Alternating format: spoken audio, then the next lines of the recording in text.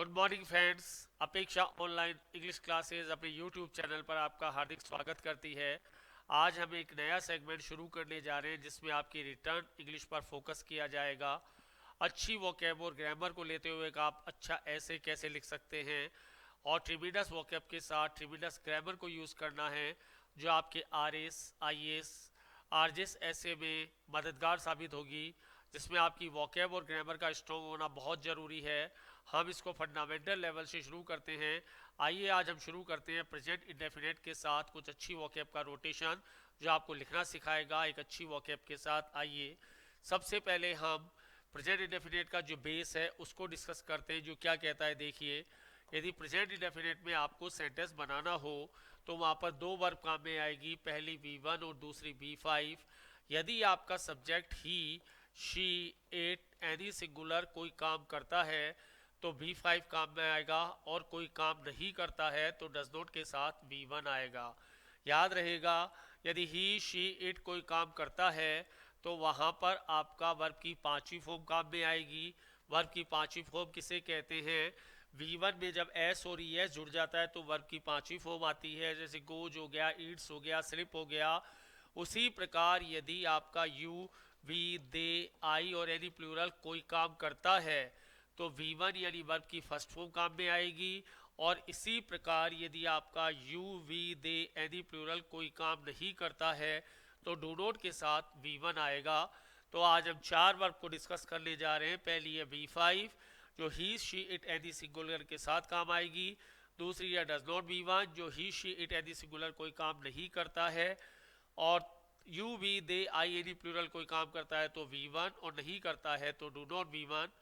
और ये जो आपका टेंस है वो यूनिवर्सल ट्रुथ में काम आएगा, साइंटिफिक फैक्ट में काम आएगा, मैथमेटिकल फैक्ट में काम आएगा, प्रोवर्ब यानी कोई कहावत है तो काम आएगा, और डेली रूटीन के वाक्य हैं उन केसेस में आपका ये टेंस काम में आएगा। आइए शुरू करते हैं कुछ अच्छी वोकैब के साथ प्रेजेंट इंडेफिनिट का प्रेजेंटेशन, प्रेजेंट इंडेफिनिट का रोटेशन। देखिए आप, पहला सेंटेंस क्या कहता है, बहुत अच्छा सेंटेंस। एक नकली डॉक्टर नकली इलाज के नाम पर भोले भाले गांव वालों को ठगता है। वाक्य का कर्ता करता कौन है? नकली डॉक्टर। ये क्या करता है? ठगता है। किसको? भोले भाले गांव वालों को। किसके नाम पर? नकली इलाज के नाम पर। तो फर्स्ट नंबर पर नकली डॉक्टर आएगा, सेकंड नंबर पर ठगता आएगा, थर्ड नंबर पर भोले भाले गांव वाले आएंगे, और फोर्थ नंबर पर नकली इलाज आएगा। ये सेंटेंस का क्रम है, ऑर्डर है। आइए, एक क्वैक और Charlton rocks the docile villagers in the name of fake treatment. Quack और चार्लटन कहते हैं नकली डॉक्टर को, यानी नीम हकीम। रुक्स कहते हैं ठगने को, ये वर्ब की पांचवी फॉर्म है। डोसाइल विलेजर्स भोले भाले गांव वाले, फेक ट्रीटमेंट नकली इलाज। यदि विलेजर्स आपका नाउन है तो डोसाइल उसका एग्जेक्टिव है। रुक आपके वर्ब की पांचवी फॉर्म है। और ट्रीटमेंट यदि आपका नाउन है तो फेक उसका एग्जेक्टिव है। सेंटेंस को वापस देखिए आप। A quack oblique charlatan rooks the docile villagers in the name of fake treatment. ठगता है, प्रेजेंट इंडेफिनिट। वाक्य का कर्ता आपका सिंगुलर है, इसलिए आपने V5 को कॉल किया। इसी क्रम में सेकंड सेंटेंस देखिए आप। एक सख्त जज कुख्यात अपराधियों को खचाखच भरे न्यायालय में सख्त सजा, कठोर सजा सुनाती है। वाक्य की कर्ता कौन है? सख्त जज। फर्स्ट नंबर पर सुनाती है, उसकी वर्ब सेकंड नंबर पर। क्या सुनाती है? कठोर सजा थर्ड नंबर पर। किसको सुनाती है? कुख्यात अपराधियों को फोर्थ नंबर पर। और कहाँ सुनाती है? प्लेस आएगा पांचवें नंबर पर। तो फर्स्ट नंबर पर सख्त जज, सेकंड पर सुनाती है, थर्ड पर कठोर सजा, फोर्थ पर कुख्यात अपराधी, और फिफ्थ पर खचाखच भरा न्यायालय। सेंटेंस देखिए आप। ए स्टर्न जज pronounces rigorous punishment to culprits in jam-packed court। Jam-packed court, खचाखच भरा न्यायालय। कुख्यात अपराधी के लिए आप एक वर्ड और लिख देंगे यहाँ पर, notorious.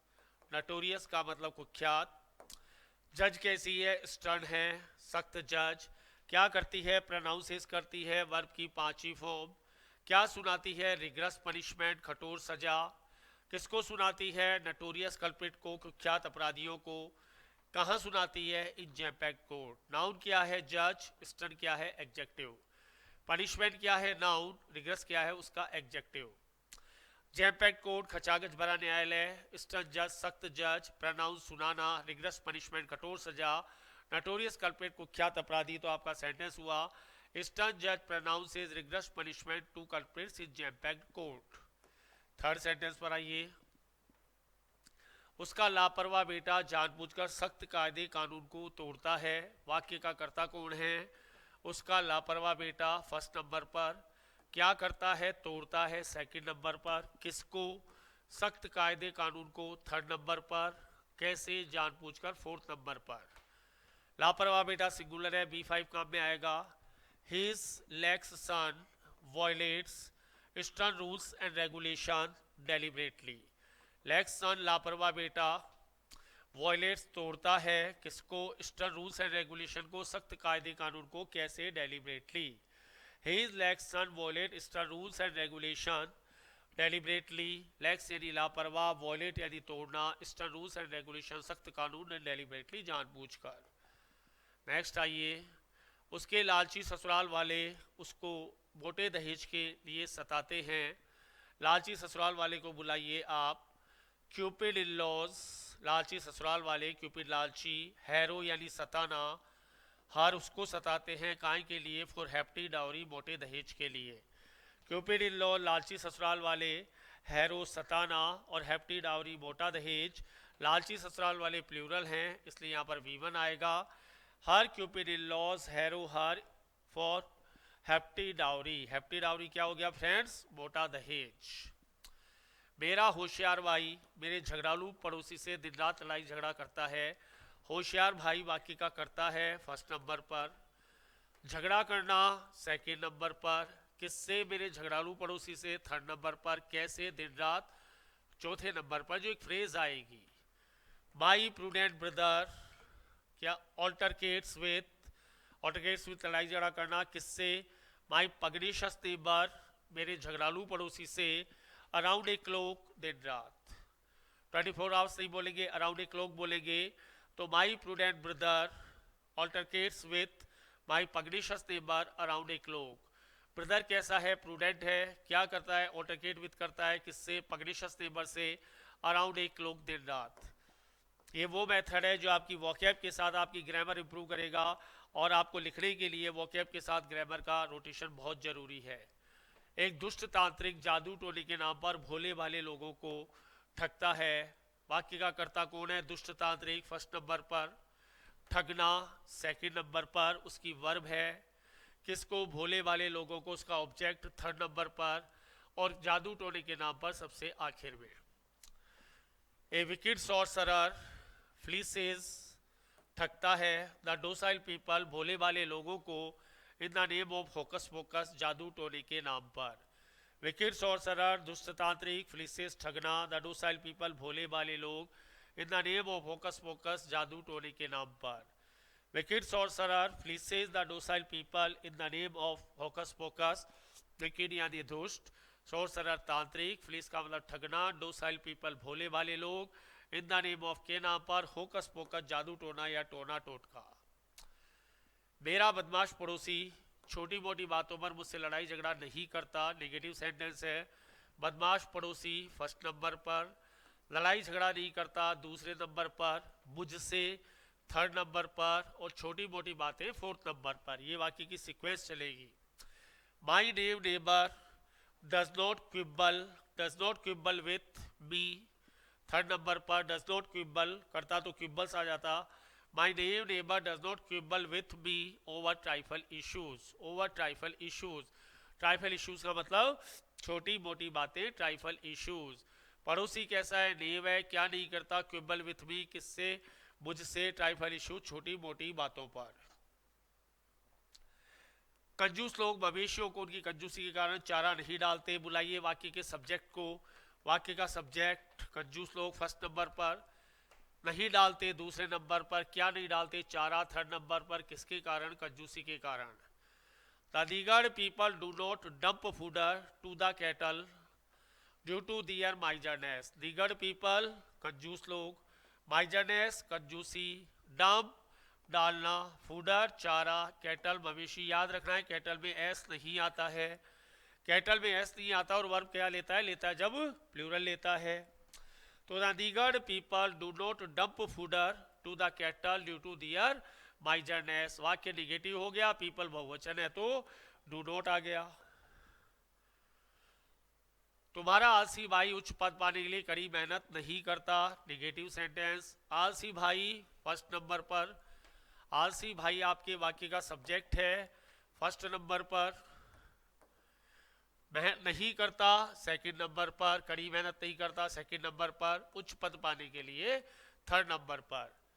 Your lethargic brother does not toil to garner dizzy height. Dizzy height का मतलब उच्च पद, टू गार्नर प्राप्त करना, इसको ग्रामर की लैंग्वेज में क्या कहा जाता है फ्रेंड्स, इन्फिनेटिव कहा जाता है। टॉयल कड़ी मेहनत करना, लेथार्जिक आलसी। Your lethargic brother does not toil to garner dizzy height, तुम्हारा आलसी भाई कड़ी मेहनत नहीं करता है उच्च पद प्राप्त करने के लिए। और आखिरी सेंटेंस देखिए आप, मैं सुबह से शाम तक कड़ी मेहनत करता हूँ फिर भी मेरे सख्त पिताजी मुझे डांटते हैं। एक वाक्य पॉजिटिव, एक वाक्य निगेटिव। मैं सुबह से शाम तक एक फ्रेज है, कड़ी मेहनत करता हूँ मेरी वर्ब है। I strive from dawn to dusk, from dawn to dusk आपकी एक फ्रेज है, सुबह से शाम तक, मॉर्निंग टू इवनिंग नहीं बोलेंगे। I strive from dawn to dusk, yet तो भी, माई स्ट्रिजेंट फादर मेरे सख्त पिताजी मुझे डांटते हैं, स्कोल्स भी मुझे डांटते हैं, स्कोल्स का मतलब डांटना। डांटने वाले पिताजी का नाम क्या है, रमेश चंद्र शर्मा। 3 वर्ड कर लीजिए। आर फोर क्या आ जाएगा, रिबूक। सी फोर क्या आ जाएगा, चाइल्ड। एस फोर क्या आ जाएगा, स्कोल्ड। तो डांटने वाले पिताजी कौन है, रमेश चंद्र शर्मा। फॉर्मूला क्या आ गया, रिबूक, चाइल्ड और स्कोल्ड। सेंटेंस को वापस देख लीजिए। I strive from dawn to dusk, yet, yet आपका एक कंजक्शन है तो भी के लिए काम आएगा। माई स्ट्रिजेंट फादर स्कोल्स मी, तो भी मेरे पिताजी मुझे डांटते हैं। तो फ्रेंड्स ये था हमारा प्रेजेंटेशन। एक अच्छी अंग्रेजी कैसे लिखें, एक निबंध को कैसे लिखें, बिना वोकैब और ग्रामर के आप एक निबंध नहीं लिख सकते। तो डे बाय डे प्रैक्टिस से आरएस, आईएएस और आरजेएस एग्जामिनेशन में आप एक अच्छा निबंध कैसे लिख पाएं, उसके लिए वोकैब और ग्रामर की जरूरत पड़ती है, जो डे बाय डे प्रैक्टिस का परिणाम है। यदि आपको हमारा प्रेजेंटेशन पसंद आया हो तो ही आप हमारे चैनल को लाइक करें, सब्सक्राइब करें और इसे देखें। Thank you very much.